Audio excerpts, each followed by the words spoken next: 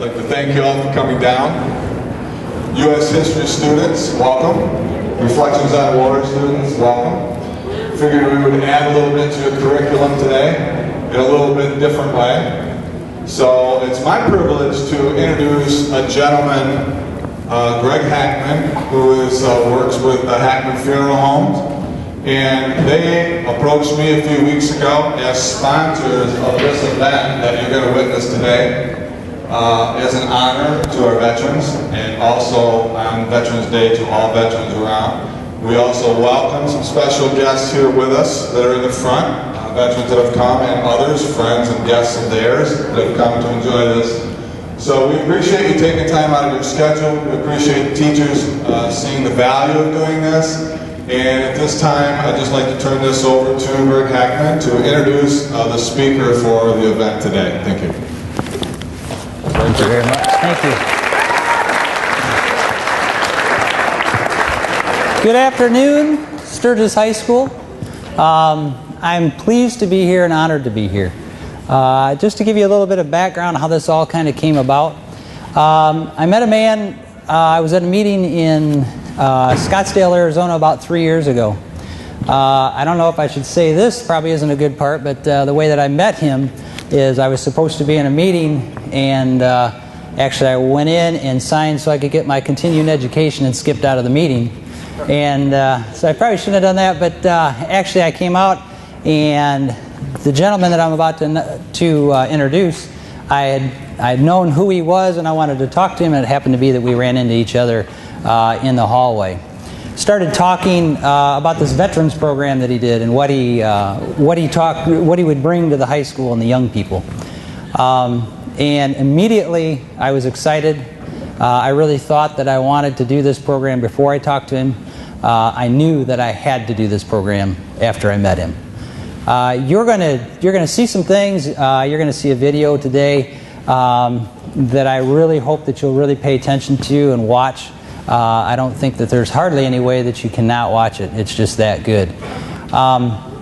You're going to, afterwards, you're going to be able to meet some heroes. And these are real heroes. These are veterans, veterans that have served our country, and we have what we have because of them. We wouldn't be here today without them.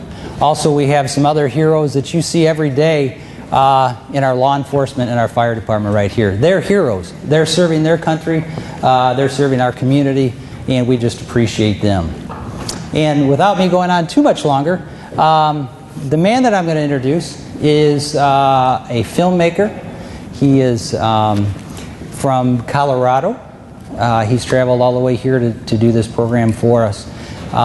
He is a filmmaker and has done over 16 documentaries. He's interviewed over 1,000 veterans over the 10.5 years that he's been doing this. And it was really a pleasure for me and an honor for me to be able to introduce this man, and probably even more so, it's an honor for me to be able to call him my friend. And at this time, I'd just like to introduce Mr. Larry Cappetto, and if you could just give him a warm Sturgis welcome. Ready, man? Let me get that mic off. Yep. Hold that in your hand. I'll take this off of your head. I'm not going to use that. I think it was distorted quite a bit. Yeah, okay.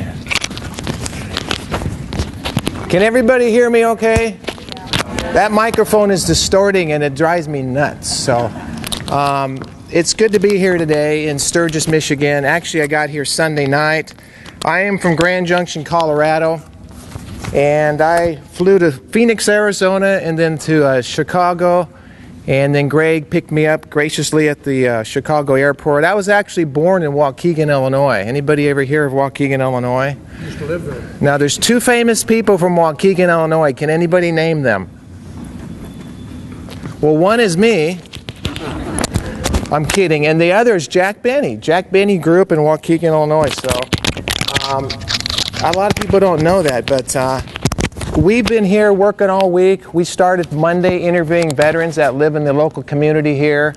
And it's so good to see you guys here. I mean, you know, we give you the invitation to come, but these students, you just look around this morning or this afternoon, you see these young people here. This is why I'm doing my work. you know, is to educate our younger generation about what we have in our country, the freedoms that we have here. And, you know, how can we ever thank our veterans enough for what they've done, you know? And I see some law enforcement officials over here and some fire people, first responders, and we've got you guys covered too. So I appreciate you being here today. Greg, can I have your staff stand up? Hackman Funeral Homes. Do you guys stand up? Greg Hackman is a wonderful friend of mine. Now, you know a true friend when he warms up his vehicle for you on a cold morning and turns the heated seat on. And Greg did that yesterday, and he is a true friend of mine. And can we give these guys a hand for sponsoring this event? Awesome. First class. I've got to know a lot of his staff in their first class. I've worked with a lot of people across this country. So Greg, you're at the top of the list, man. Appreciate it. Makes it possible to be here. So I'm a documentary filmmaker. For the last 10 years of my life, I've traveled North America. If you can imagine, 500,000 miles later, 16 films later, being in Sturgis, Michigan, sharing the work that I've done over the years. I went to high school one time, just like you're at high school right now, and it was a very fun time of my life. It was a great time of my life. But you know what? When I was in high school, I don't remember anybody coming to me and telling me about freedom or talking about the flag. That's something that was not, as far as I can tell, I could not remember that ever happening. So, you know, I think it's really a great opportunity for you young people today as you go on with your lives to learn some of the things that you're going to learn today. We've got about an hour to shock you guys into reality that war is not a video game. War is a serious thing. I had a 13-year-old middle school student in Colorado recently tell me after a program, I went up... No sound effects. That was Kyle. Everybody give Kyle a hand.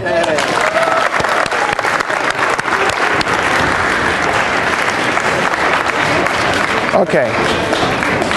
Let me get my thought back on track here. Okay. Got to know when to turn it on and turn it off, guys. Okay.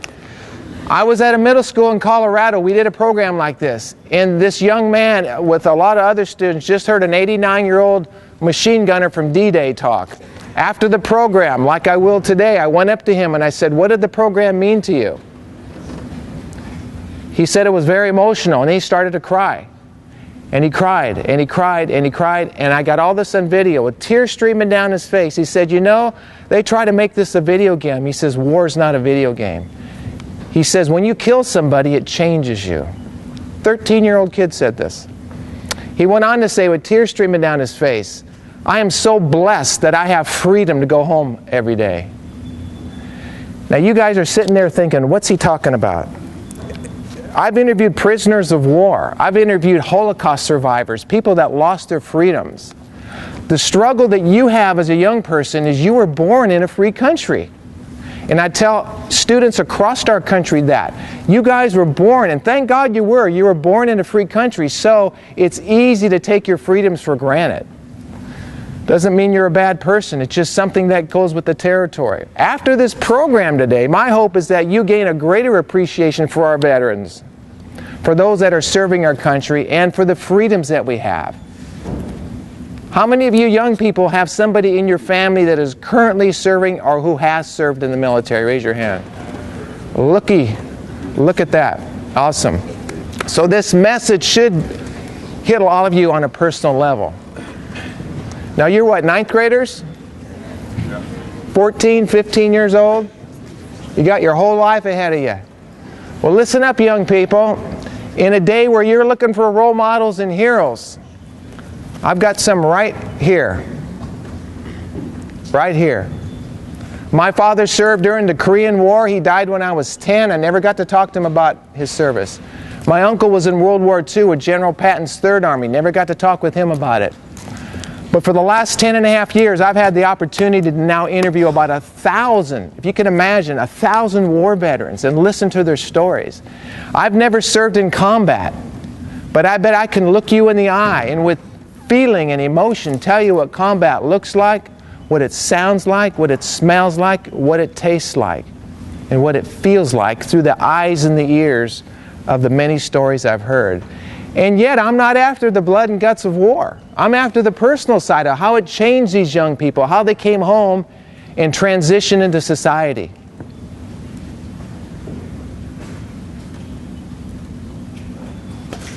And that's a very intimate part of their lives. And every time they open up, it happened this week, it happened with you, sir, it happened with some of you guys. Every time they open up and they tell me their story for the first time, it's very humbling. It's like, why are they talking to me? Why are they taking this opportunity? I don't even know them. And for the first time in their lives, 40, 50, 60, 70 years after war, they're talking to me. I find that very amazing. I provide a very non-threatening environment. They open up and they talk. You got somebody in your family that served in the military. Listen to them. Talk to them. It's good for them.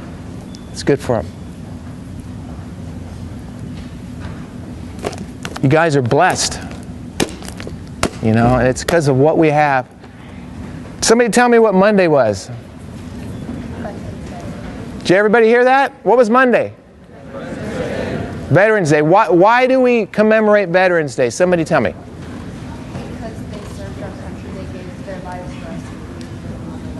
Because they served their country, they gave their lives for us. Somebody else, why do we have Veterans Day? Is Veterans Day just once a year? Think about that. Or should Veterans Day just be once a year? Now I know some people will say, Larry, you've gone overboard with this veteran thing. That's too much. Come on, man. That's enough. We don't need to talk about that anymore. The saddest day for me is November 12th. It's over. Can we change that? The news media is wonderful. They treat patriotism like a fad. I hear all this talk in the media about veterans on the 10th and the 11th, but you don't hear hardly anything on the 12th. You know, I tell the media all the time, Veterans Day is every day for me.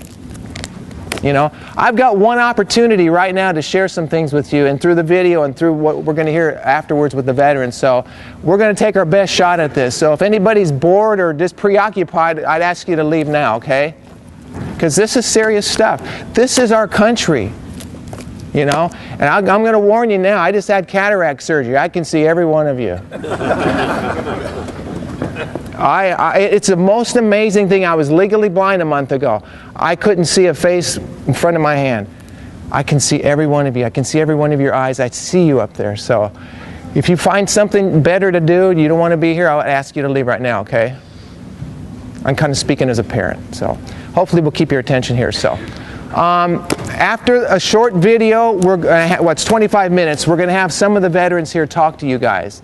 And I hope that you give the attention to them like you should. I just want to note a couple of things. Greg Hackman is going to donate a series of my videos to the school. There's 16 films. This happens to be Vietnam Remembered.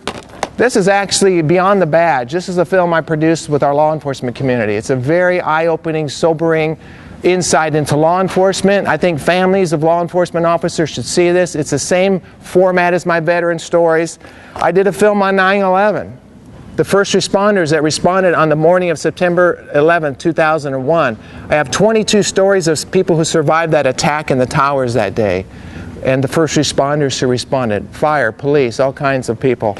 I have a film on the Holocaust, World War II, the Korean War, the Vietnam War. So we're covering it. So Greg is gracious enough to donate that to our school, Ron. That's going to happen, so we're really happy about that. So, did I forget anything?